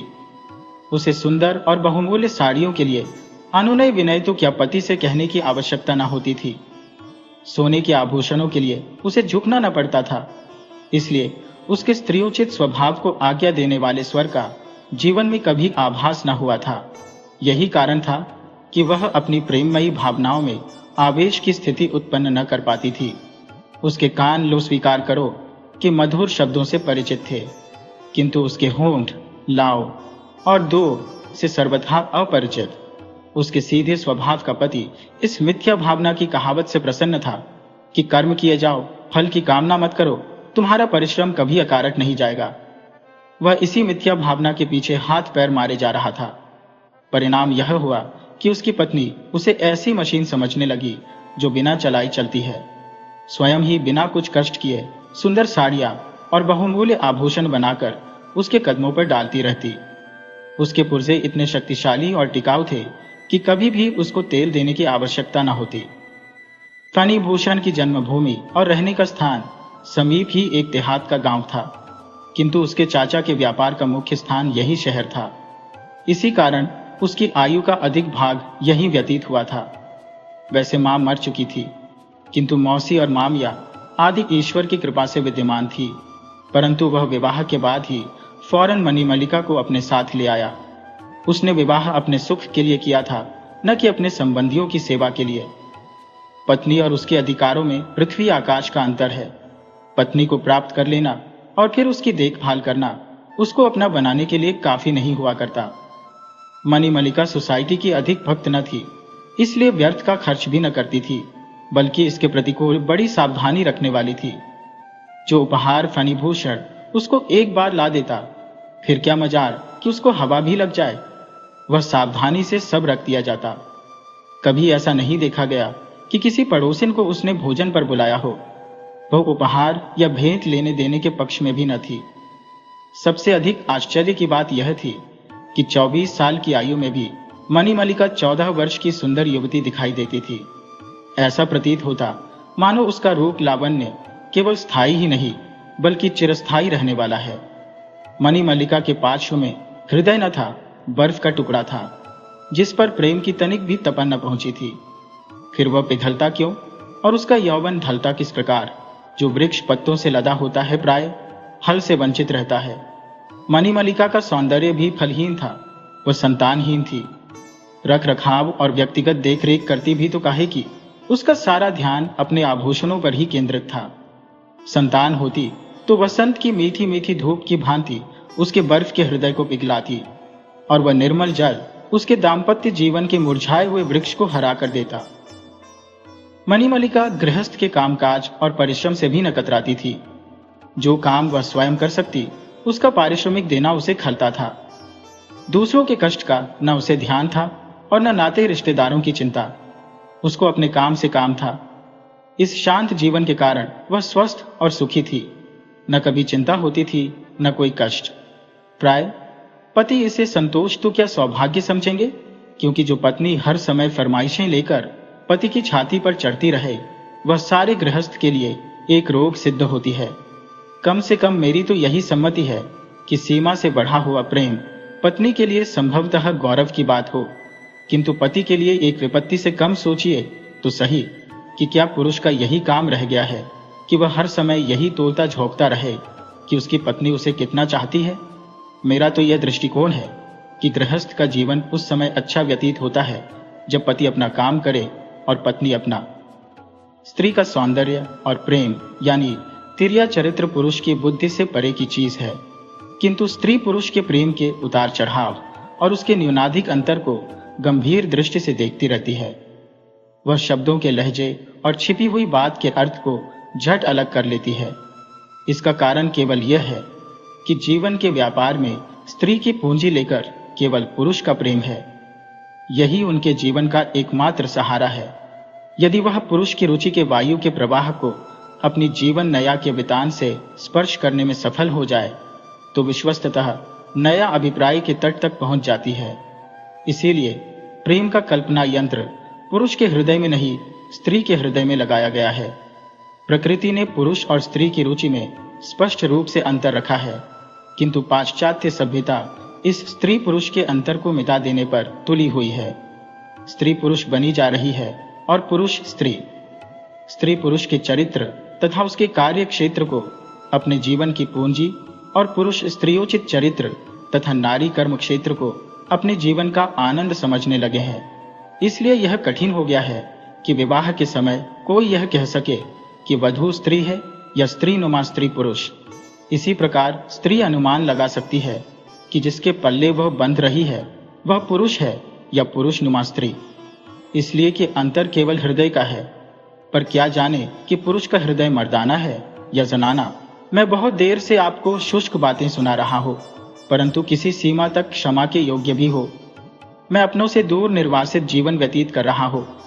मेरी दशा उस तमाशा देखने वाले दर्शक के समान है जो दूर से गृहस्थ जीवन का तमाशा देख रहा हो और वह उसके गुणों से लाभ उठाकर केवल उसके लिए कुछ सोच सकता हो। इसीलिए दाम्पत्य जीवन पर मेरे विचार अत्यंत गंभीर है। मैं अपने शिष्यों के सम्मुख तो वह विचार प्रकट कर नहीं सकता। इसी कारण आपके सामने प्रकट करके अपने हृदय को हल्का कर रहा हूं। आप अवकाश के समय इन पर विचार करें। सारांश यह है कि यद्यपि गृहस्थ जीवन में प्रकट रूप में कोई कष्ट फणिभूषण को न था।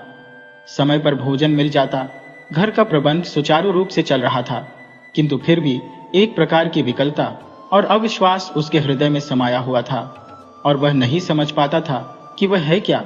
उसकी दशा उस बच्चे के समान थी जो रो रहा है और नहीं जानता कि उसके हृदय में कोई इच्छा है या नहीं।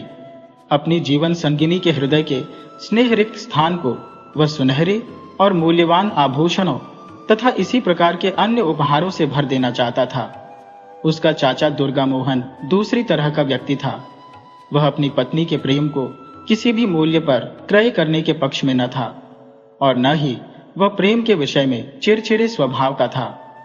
फिर भी अपनी जीवन संगिनी के प्रेम की प्राप्ति के लिए भाग्यशाली था।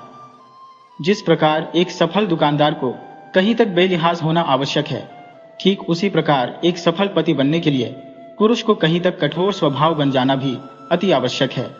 सानुरोध आपको मैं यह सीख देता हूँ। ठीक उसी समय गीदड़ों की चीख पुकार जंगल में सुनाई दी। ऐसा ज्ञान होता था कि या तो वे उस स्कूल के अध्यापक के दाम्पत्य जीवन के मनोविज्ञान पर घिनौना परिहास कर रहे हैं या फणिभूषण की कहानी के प्रवाह को कुछ क्षणों के लिए उस चीख पुकार से रोक देना चाहते हैं। फिर भी बहुत जल्दी वह चीख पुकार रुक गई और पहले से भी गहन अंधेरी और शून्यता वायुमंडल पर छा गई। किंतु स्कूल के अध्यापक ने उन कथा आरंभ की। सहसा फणिभूषण के बड़े व्यवसाय में शिक्षाप्रद अवनति दृष्टिगोचर हुई। यह क्यों हुआ, इसका उत्तर मेरी बुद्धि से परे है। संक्षिप्त में यह कि कुसुमय ने उसके लिए बाजार में साख रखना कठिन कर दिया। यदि किसी प्रकार कुछ दिनों के लिए वह एक बड़ी पूंजी प्राप्त करके मंडियों में फैला सकता तो संभव था कि बाजार से माल को न खरीदने के तूफान से बच निकलता, किंतु इतनी बड़ी रकम का तुरंत प्रबंध खाला का घर न था। यदि स्थानीय साहूकारों से कर्ज मांगता तो अनेक प्रकार की अफवाहें फैल जाती और उसकी साख को असहनीय हानि पहुंचती। यदि पत्र व्यवहार से भुगतान का ढंग करता तो रुक्का या पर्चे के बिना संभव न था और इससे उसकी ख्याति को बहुत बड़ा आघात पहुंचने की संभावना थी। केवल एक युक्ति थी कि पत्नी के आभूषणों पर रुपया प्राप्त किया जाए और यह विचार उसके हृदय में दृढ़ हो गया। फणिभूषण मणिमल्लिका के पास गया, परंतु वह ऐसा पति न था कि पत्नी से स्पष्ट और सबलता से कह सके। दुर्भाग्यवश उसे अपनी पत्नी से उतना घनिष्ठ प्रेम था जैसा कि उपन्यास के किसी नायक को नायिका से हो सकता है। सूर्य का आकर्षण पृथ्वी पर बहुत अधिक है, किंतु अधिक प्रभावशाली नहीं। यही दशा फणिभूषण के प्रेम की थी। उस प्रेम का मणिमल्लिका के हृदय पर कोई प्रभाव न था, किंतु मरता क्या न करता। आर्थिक कठिनाई की चर्चा, प्रोनोट, कर्जी का कागज, बाजार के उतार चढ़ाव की दशा, इन सब बातों को कंपित और अस्वाभाविक स्वर में फणिभूषण ने अपनी पत्नी को बताया। झूठे मान, असत्य विचार और भावावेश में साधारण सी समस्या जटिल बन गई। अस्पष्ट शब्दों में विषय की गंभीरता बताकर डरते डरते अभागे फणिभूषण ने कहा, तुम्हारे आभूषण। मणिमल्लिका ने न हाँ कही और न ना, और न उसके मुख से कुछ ज्ञात होता था। उस पर गहरा मौन छाया हुआ था। फणिभूषण के हृदय को गहरा आघात पहुंचा, किंतु उसने प्रकट न होने दिया। उसमें पुरुषों का सा वह साहस न था कि प्रत्येक वस्तु का वह प्रतिदिन निरीक्षण करता। उसके इनकार पर उसने किसी प्रकार की चिंता प्रदर्शित न की। वह ऐसे विचारों का व्यक्ति था कि प्रेम के जगत में शक्ति और आधिक्य से काम नहीं चल सकता। पत्नी की स्वीकृति के बिना वह आभूषणों को छूना भी पाप समझता था। इसलिए निराश होकर रुपये की प्राप्ति के लिए युक्तियां सोचकर कलकत्ता चला गया। पत्नी अपने पति को प्राय जानती है, उसकी नस नस से परिचित होती है, पर पति अपनी पत्नी के चारित्र का इतना गंभीर अध्ययन नहीं कर सकता। यदि पति कुछ गंभीर व्यक्ति हो तो पत्नी के चरित्र के कुछ भाग उसकी तीक्ष्ण दृष्टि से बचाकर जान लेता है। संभवतः यह सत्य है कि मणिमल्लिका ने फणिभूषण को अच्छी तरह न समझा। एक पाश्चात्य व्यक्ति का व्यक्तित्व मूर्ख स्त्री के अंधविश्वास जैसे जीवन और उसकी समझबूझ से प्राय ऊंचा होता है। वह स्वयं स्त्री की भांति एक रोमांचकारी व्यक्तित्व बनकर रह जाता है, और इसी कारण पुरुष की उन दशाओं में से किसी में भी फणिभूषण को पूरी तरह सम्मिलित नहीं किया जा सकता। मूर्ख अंधा जंगली। मणिमल्लिका ने अपने बड़े सलाहकार मधुसूदन को बुलाया। यह दूर के रिश्ते से चचेरा भाई था और फणिभूषण के व्यापार में एक आसामी की देखरेख पर नियुक्त था। योग्यता के कारण नहीं, बल्कि रिश्तेदारी के जोर पर वह उस आसामी पर अधिकार जमाए हुए था। काम की चतुराई के कारण नहीं, बल्कि रिश्तेदारी की धौंस में हर माह वेतन से भी अधिक रकम ले उड़ता था। मणिमल्लिका ने सारी राम कहानी उसके सामने वर्णन की और अंत में पूछा, क्या करो, नेक सलाह दो। मधु ने बुद्धिमत्त और दूरदर्शिता के ढंग से सिर हिलाकर कहा, मेरा माथा ठनकता है, इस मामले में कुशल दिखाई नहीं देती। सांसारिक बुद्धिहीन व्यक्तियों को हर कार्य में संदेह ही दिखाई दिया करता है, उनको किसी काम में कुशल नहीं दिखाई देती। फणिभूषण को रुपया तो मिलने से रहा, अंत में तुम्हें आभूषणों से भी हाथ धोने पड़ेंगे। सांसारिक समस्याओं और पुरुष तथा नारी के संबंध में जो मणिमल्लिका के अपने व्यक्तिगत विचार थे, उनके प्रकाश में मधु के निकाले हुए परिणाम का प्रथम भाग संभावित और दूसरा सत्य मालूम होता था। विश्वास उसके हृदय से जाता रहा था। संतान उसके थी ही नहीं। बाकी रहा पति, वह किसी गिनती में ही न था। अतः उसका संपूर्ण ध्यान अपने आभूषणों पर केंद्रित था। इन्हीं से उसके हृदय की प्रसन्नता थी। यही उसको संतान के समान प्रिय थे। संतान को मां से छीन लीजिए, फिर देखिए ममता की क्या दशा होती है। यही दशा मणिमल्लिका की थी। उसका यह विचार था कि उसके आभूषण पति के मंसूबों की भेंट हो जाएंगे। फिर मुझे क्या करना चाहिए? अभी मैके चली जाओ, सारे आभूषण वहां छोड़ आओ, चालाक मधु ने कहा। इस प्रकार उसकी हांडी को भी बघार लगता है। यदि सारे नहीं तो कुछ आभूषण मधु को अपने हत्थे चढ़ने की भी आशा थी। मणिमल्लिका उसी समय सहमत हो गई। बढ़ते हुए अंधकार से स्कूल के अध्यापक पर भी गंभीरता छा गई थी, किंतु कुछ क्षणों के पश्चात उसने फिर वर्णन आरंभ किया। झूठपुटे के समय, जबकि सावन की घटाएं आकाश पर डेरा जमाए हुए थी, वर्षा मूसलाधार हो रही थी, एक नौका ने रेतीली सीढ़ियों पर लंगर डाला। दूसरे दिन प्रातः घटाटोप अंधेरे में मणिमल्लिका आई और एक मोटी चादर में सिर से पांव तक लिपटी हुई नौका पर सवार हो गई। मधु, जो रात से उसी नौका में सोया हुआ था, उसकी आहट से जाग गया। आभूषणों की संदूकची मुझे दे दो ताकि सुरक्षित रख लूं। अभी ठहरो, जल्दी क्या है? चलो तो सही, आगे देखा जाएगा। नौका का लंगर उठा और वह फुंकारती हुई नदी की लहरों से जूझने लगी। मणिमल्लिका ने सारे आभूषण एक एक करके पहन लिए थे। संदूक में बंद करके ले जाना असुरक्षित मालूम होता था। मधु हक्का बक्का रह गया जब उसने देखा कि मणि के पास संदूकची नहीं है। उसको इसकी कल्पना भी न थी कि उसने आभूषणों को अपने प्राणों से लगा रखा है।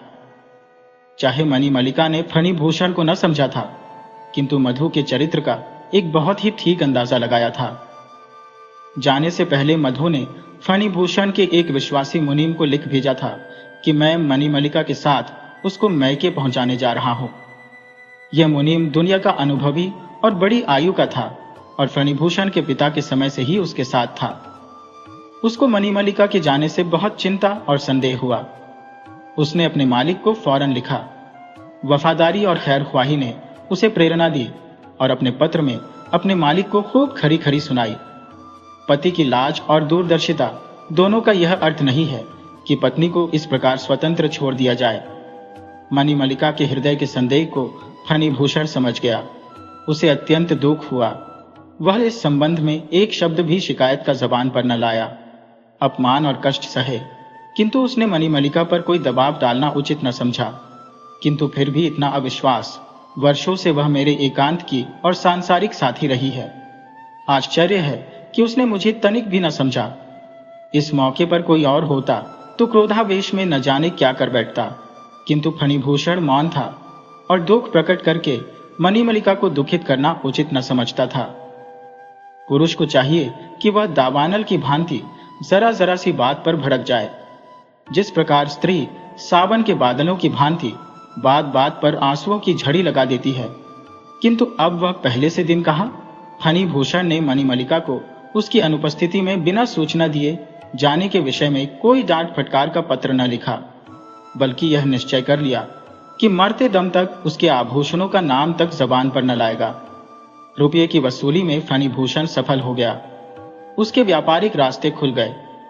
10 दिन के पश्चात वह अपने घर को वापस चला, इस विचार को लिए हुए कि आभूषण मैके में छोड़कर मणिमल्लिका घर को वापस आ गई होगी।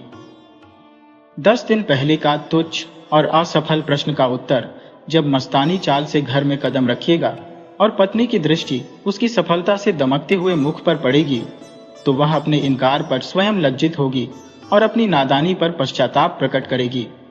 इन विचारों में मग्न फणिभूषण शयन कक्ष में पहुंचा, परंतु द्वार पर ताला लगा हुआ था। ताला तुड़वाकर अंदर घुसा तो तिजोरी के किवाड़ खुले पड़े थे। इस आघात से वह लड़खड़ा गया। शुभ चिंता और प्रेम, उस समय उसके पास निरर्थक और अस्पष्ट शब्द थे। सोने का पिंजरा, जिसकी प्रत्येक सुनहरी तीली को उसने अपने प्राण और आन का मूल्य देकर प्राप्त किया था, टूट चुका था और खाली पड़ा था। वह अब दिवालिया था और सिवाय गहरी सांस, आंसू और हृदय की टीस के अतिरिक्त उसके पास कुछ न था।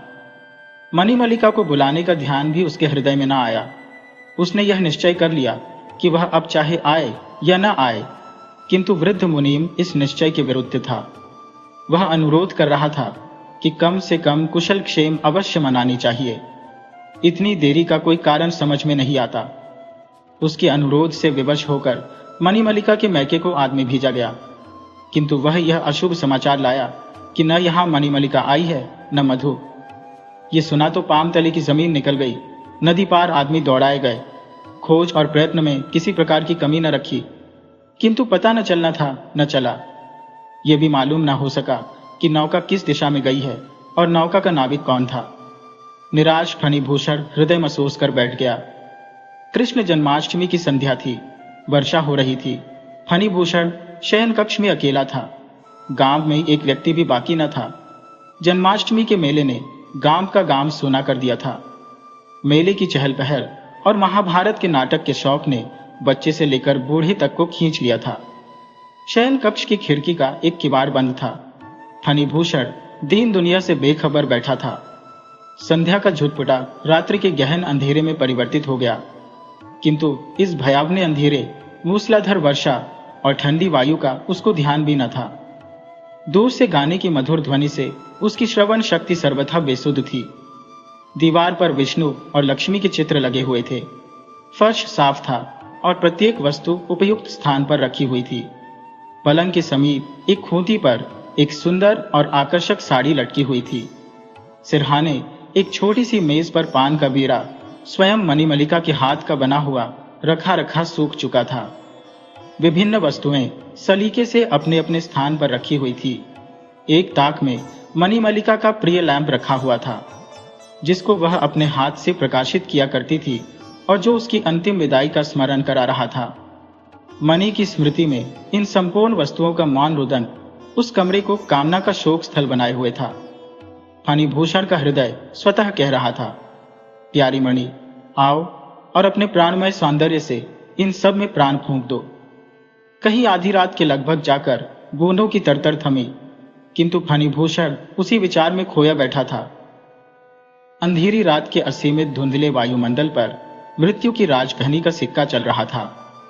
फणिभूषण की दुखित आत्मा का रोगन स्वर इतना पीड़ामय था कि यदि मृत्यु की नींद सोने वाली मणिमल्लिका भी सुन पाए तो एक बार नेत्र खोल दे और अपने सोने के आभूषण पहने हुए उस अंधेरे में ऐसी प्रकट हो जैसे कसौटी के कठोर पत्थर पर किंचित सुनहरी रेखा। सहसा फणिभूषण के कान में किसी के पैरों की सी आहट सुनाई दी। ऐसा मालूम होता था कि नदी तट से वह उस घर की ओर वापस आ रही है। नदी की काली लहरें रात की अंधेरी में मालूम न होती थी। आशा की प्रसन्नता ने उसे जीवित कर दिया। उसके नेत्र चमक उठे। उसने अंधकार के पर्दे को फाड़ना चाहा, किंतु व्यर्थ। जितना अधिक वह नेत्र फाड़ कर देखता था, अंधकार के पर्दे और अधिक गहन होते जाते थे और यह मालूम होता था कि प्रकृति इस भयावनी अंधेरे में मनुष्य के हस्तक्षेप के विरुद्ध विद्रोह कर रही है। आवाज समीप में समीपतर होती गई, यहां तक कि सीढ़ियों पर चढ़ी और सामने द्वार पर आकर रुक गई, जिस पर ताला लगा हुआ था। द्वारपाल भी मेले में गया था। द्वार पर धीमी सी खुट सुनाई दी, ऐसी जैसी आभूषणों से सुसज्जित स्त्री का हाथ द्वार खटखटा रहा हो। फणिभूषण सहन न कर सका। जीने से उतरकर बरामदे से होता हुआ द्वार पर पहुंचा।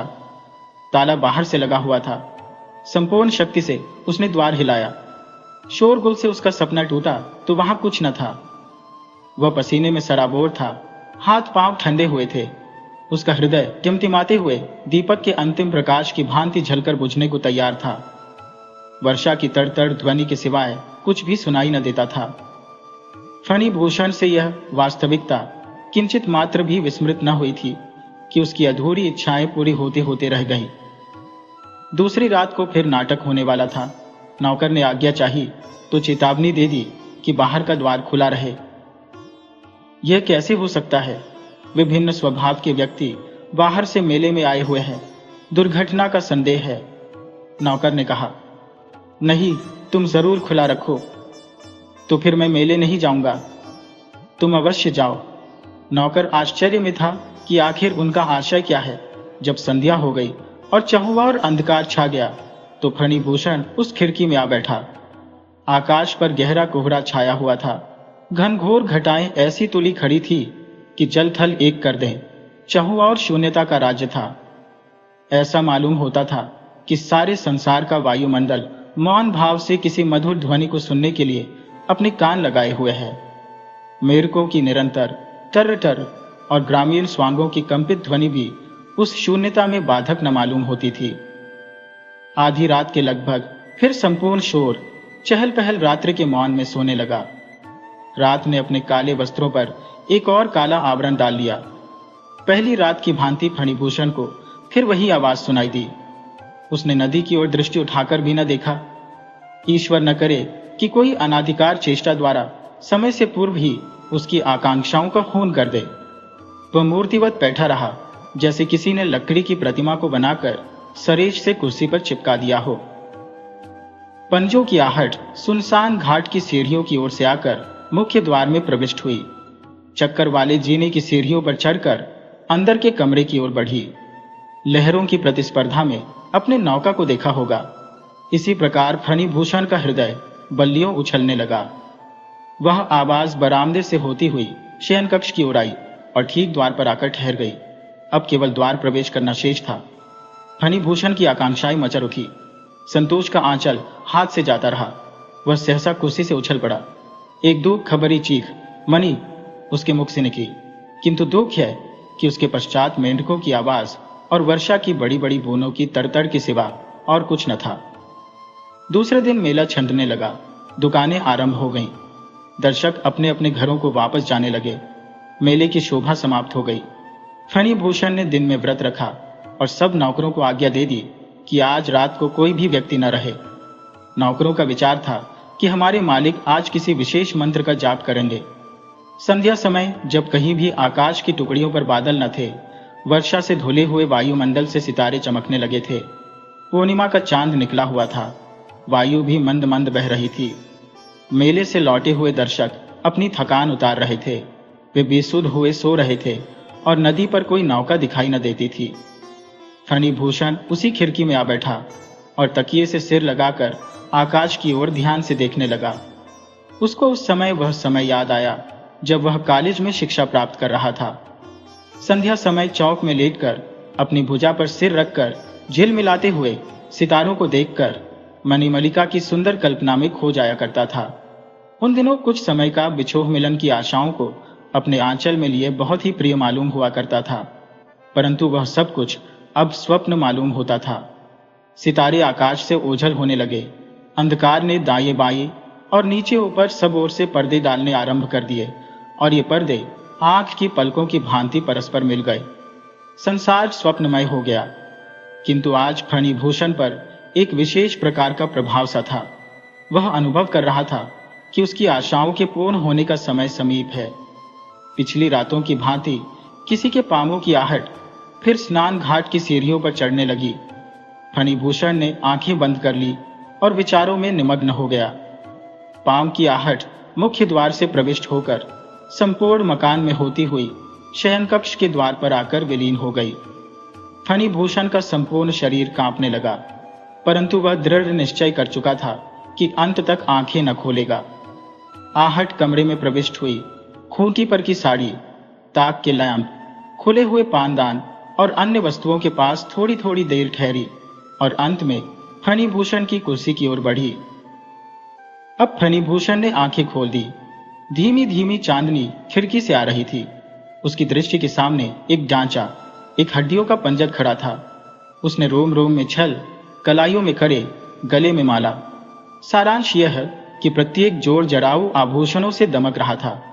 संपूर्ण आभूषण ढीले होने के कारण निकले पड़ते थे। नेत्र वैसे ही बड़े बड़े और चमकीले, परंतु प्रेम भावना से रिक्त थे। 18 वर्ष पूर्व विवाह की रात को शहनाइयों के मधुर स्वरों में इन्हीं मोहिनी आंखों से मणिमल्लिका ने फणिभूषण को पहली बार देखा था। आज वही आंखें वर्षा की भींगी चांदनी में उसके मुख पर जमी हुई थी। पंजर ने दाएं हाथ से संकेत किया। फणिभूषण स्वयं चल पड़ने वाली मशीन की भांति उठा और पंजर के पीछे पीछे हो लिया। हर कदम पर उसकी हड्डियां चटक रही थी। आभूषण झंकृत हो रहे थे। वे बरामदे से होते हुए सीढ़ियों के नीचे उतरे और उसी पथ पर हो लिए जो स्नान घाट पर जाता था।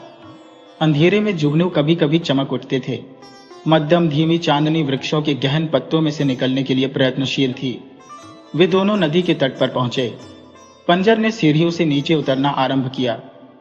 जल पर चांदनी का प्रतिबिंब नदी की लहरों से क्रीड़ा कर रहा था। पंजर नदी में कूद पड़ा। उसके पीछे फणिभूषण का पांव भी नदी में गया। उसकी स्वप्न की छलना टूटी तो वहां कोई न था, केवल वृक्षों की एक पंक्ति चौकीदारी कर रही थी। अब फणिभूषण के संपूर्ण शरीर पर कंपन छाया हुआ था।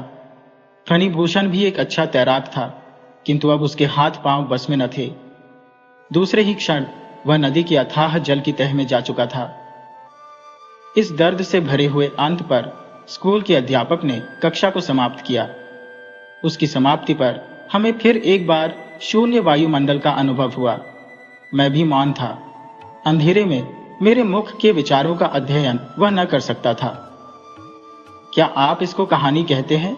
उसने संदेह की मुद्रा में पूछा। नहीं, मैं तो इसे सत्य नहीं समझता।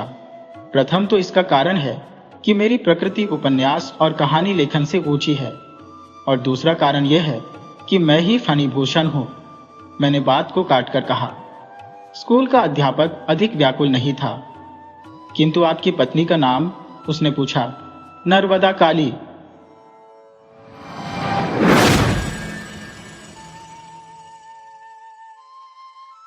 वीडियो अच्छी लगे हो तो इसे लाइक करें और ऐसी ही मज़ेदार कहानियों के लिए चैनल को सब्सक्राइब करें और बेल आइकन दबाएं। ज़्यादा से ज़्यादा अपने दोस्तों को शेयर करें। धन्यवाद।